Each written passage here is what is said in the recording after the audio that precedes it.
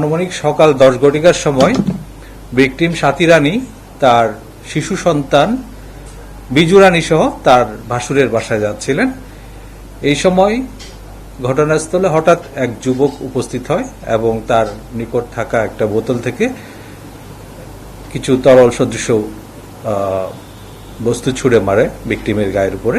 পরবর্তীতে জানা যায় সে প্রকৃতপক্ষে অ্যাসিড নিক্ষেপ করেছিল এবং অ্যাসিড নিক্ষেপের মাধ্যমে ভিকটিমকে অপ্রস্তুত অবস্থায় ফেলে ভিকটিমের গলায় থাকা 8 আনা ওজনের একটা স্বর্ণের চেইন ছিনতাই করে নিয়ে যায়।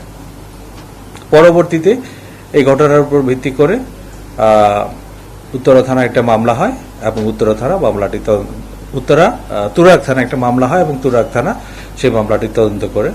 ঘটনা সংঘটিত হওয়ার সাথে সাথেই ভিকটিমের আর্তচিৎকারে আশেপাশের লোকজন ছুটে আসে এবং তাদেরকে উদ্ধার করে নিকটস্থ হাসপাতালে নিয়ে যায়। সেখান থেকে পরবর্তীতে বার্ন ইউনিটে তাদেরকে স্থানান্তর করা হয় এবং তাদের মুখমণ্ডলে ভিকটিমের মুখমণ্ডলে অ্যাসিডের নিক্ষেপের যে ঘটনা, এটা এতটাই ভয়াবহ ছিল তাকে আসলে এখন শনাক্ত করাই দুরূহ এবং এই ঘটনায় তার একটি চোখ পুরোপুরি এবং আর একটি চোখ আংশিক নষ্ট হয়ে যায়।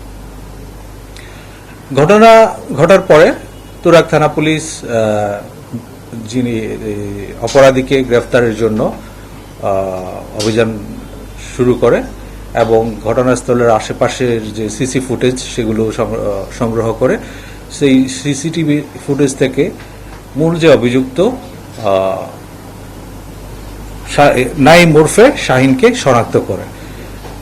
তার বাসা ছিল ঘটনাস্থল থেকে 2 কিলোমিটার দূরে। এই নাইম ওরফে বাবুকে গ্রেফতার করার জন্য তার গ্রামের বাড়ি ময়মনসিংহ এলাকার সদরের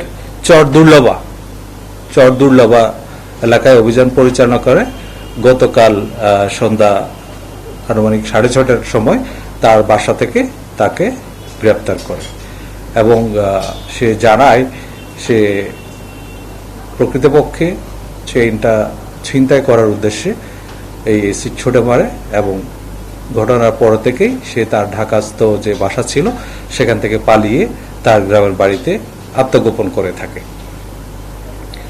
এই অবস্থায় আমরা তাকে গ্রেপ্তার করে ঢাকায় নিয়ে আসি এবং তার বিরুদ্ধে যে পরবর্তী আইনি কার্যক্রম সেগুলো এখন চলমান রয়েছে।